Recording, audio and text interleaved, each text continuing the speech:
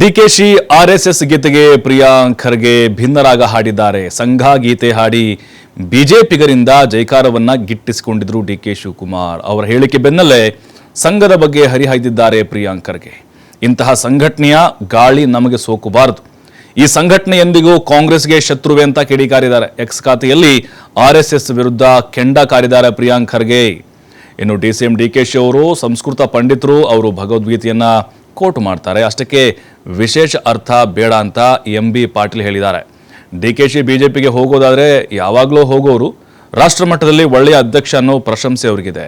ಅವರಿಗೆ ಕಾಂಗ್ರೆಸ್ನಲ್ಲಿ ಗಟ್ಟಿ ನೆಲೆ ಇದೆ ಅಂತ ಸಚಿವ ಚಲುವರಾಯಸ್ವಾಮಿ ಹೇಳಿದ್ದಾರೆ. ಇನ್ನು ಡಿಕೆಶಿ ಆರ್ಎಸ್ಎಸ್ ಗೀತೆ ಹಾಡಿದ್ದನ್ನು ನಾವು ಸ್ವಾಗತ ಮಾಡ್ತೇವೆ. ಡಿಕೆಶಿ ಆರ್ಎಸ್ಎಸ್ ಬಗ್ಗೆ ಒಳ್ಳೆಯ ಭಾವನೆ ಇದೆ ಅಂತ ಅಶ್ವಥ್ ನಾರಾಯಣ್ ಲೇವಡಿ ಮಾಡಿದ್ದಾರೆ. ಡಿಸಿಎಂ ಅವರು ತಮ್ಗೆ ಗೊತ್ತಿದೆ, ಅವರು ಸಂಸ್ಕೃತ ಒಂದು ಪಂಡಿತರು. ಅವರೆಲ್ಲ ಸಂಸ್ಕೃತವನ್ನ ಯಾವ ರೀತಿ ಅರ್ಥಿಸ್ಕೊಂಡಿದೀವಿ ನಿಮ್ಗೆ ಗೊತ್ತಿದೆ.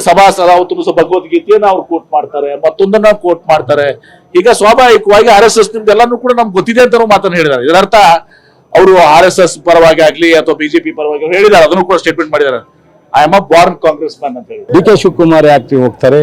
ಡಿ ಕೆ ಶಿವಕುಮಾರ್ ಅವರಿಗೆ ಇಡೀ ರಾಷ್ಟ್ರದಲ್ಲಿ ಇವತ್ತು ಅಧ್ಯಕ್ಷರಾಗಿ ಯಶಸ್ವಿಯಾಗಿ ಇಡೀ ರಾಷ್ಟ್ರದ ಎಲ್ಲ ರಾಜ್ಯಗಳ ಅಧ್ಯಕ್ಷರಿಗಿಂತ ಉತ್ತಮವಾದಂಥ ಕೆಲಸ ಮಾಡಿದ್ದಾರೆ ಅನ್ನೋ ಪ್ರಶಂಸೆ ಇದೆ. ಅವ್ರು ಯಾಕೆ ಈಗ ಸಂದರ್ಭ ಬಂದಾಗ ಆಗುತ್ತೆ ಬಿಡ್ರಿ. ಅದಕ್ಕೆ ACC ಅವ್ರ ತೀರ್ಮಾನ ನಮ್ಮ ಪಕ್ಷದಲ್ಲಿ, ಅದನ್ನ ಪಕ್ಷ ರಾಹುಲ್ ಗಾಂಧಿಯವರು, ಖರ್ಗೆ ಅವರು, ವೇಣುಗೋಪಾಲ್ ಅವರು, ಸುರ್ಜೇವಾಲಾ ತೀರ್ಮಾನ ಮಾಡ್ತಾರೆ. ಅನಾವಶ್ಯಕವಾಗಿ ನೀವು ಅಲ್ಲ ಬಿಜೆಪಿಯವರ ತೀರ್ಮಾನ ಮಾಡೋರು. RSS ಅನ್ನುವಂಥದ್ದು ಪಕ್ಷಾತೀತವಾಗಿರುವಂಥದ್ದು ಒಳ್ಳೇದಲ್ವಾ? ಈಗ ಅವರಲ್ಲೂ ಕೆಲವರು ದ್ವೇಷಿಸೋರಿಗೆ ಒಳ್ಳೆ ಸಂದೇಶ ಕೊಟ್ಟಂಗಾಗತ್ತೆ. ಈಗ ಕಾಂಗ್ರೆಸ್ ನಲ್ಲಿ ತುಂಬಾ ಜನ RSS ಬಗ್ಗೆ ಬಾಯಿಗೆ ಬಂದಂಗೆ ಮಾತಾಡೋರು ಇದ್ದಾರೆ.